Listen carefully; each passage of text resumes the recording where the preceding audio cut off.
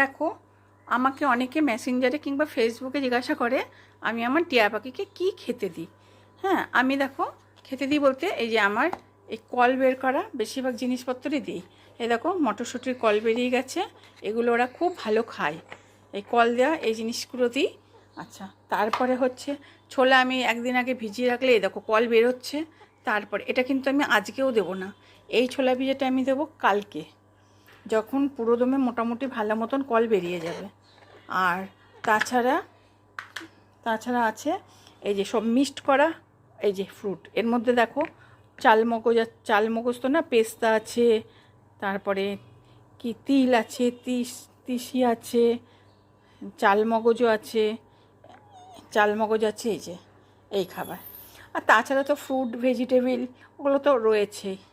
হ্যাঁ, ওগুলো বাদ দিয়েও আমি এসব খাবারগুলো দিই। মানে সব খাবার কি, ছোলা ভিজেটা আমি এমনি দিই না, অঙ্কুর বের করা ছোলাগুলো আমি দিই।